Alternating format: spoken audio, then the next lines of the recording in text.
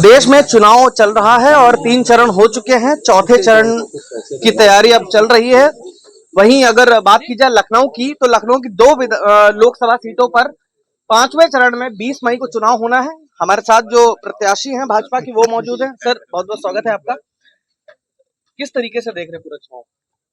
चुनाव तो जनता लड़ रही है। किसान, मजदूर, नौजवान, महिलाएं, बुजुर्ग, व्यापारी वर्ग, एडवोकेट्स, टीचर्स, सभी लोग इस चुनाव को मोदी जी के पक्ष में लड़ रहे हैं।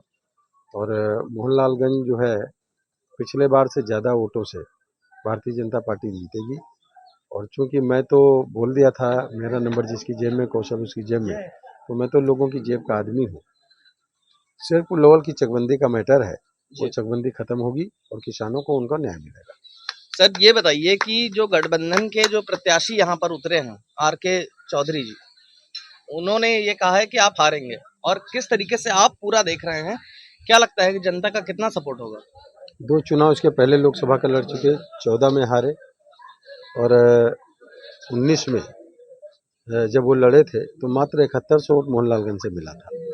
तो पूरी लोकसभा में उनको जो है 61,000 वोट भी नहीं मिला था। कांग्रेस के सपोर्ट से लड़े थे, कांग्रेस से की पार्टी से लड़े थे। जनता उनको भूल चुकी है।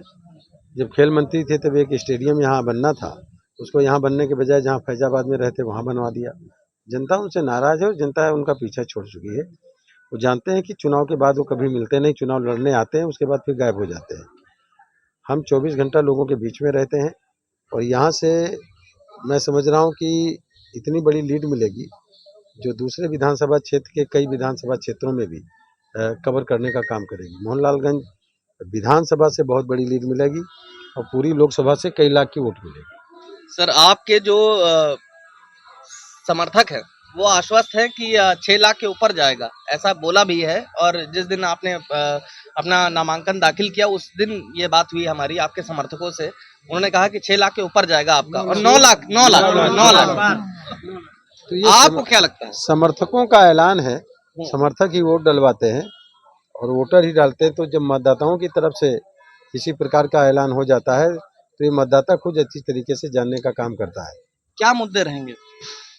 और मुद्दे यहाँ जनता के भी बहुत सारे हैं कि सड़क नहीं बन रही है, निगोहा में भी एक सड़क जो है वो बनी नहीं है। देखिए, सड़कें बनती हैं, टूटती हैं, फिर बनती हैं, और सारी जगह की सड़कें पास हैं। कुछ बन गई हैं, जो रह गई होंगी वो बन जाएंगी और काम चल रहा है। देखिए, ये एक इशू आते रहते हैं और ये जो इशू आते रहते हैं समय के हिसाब से, वो इशू हल करने का काम हमारी जिम्मेदारी है।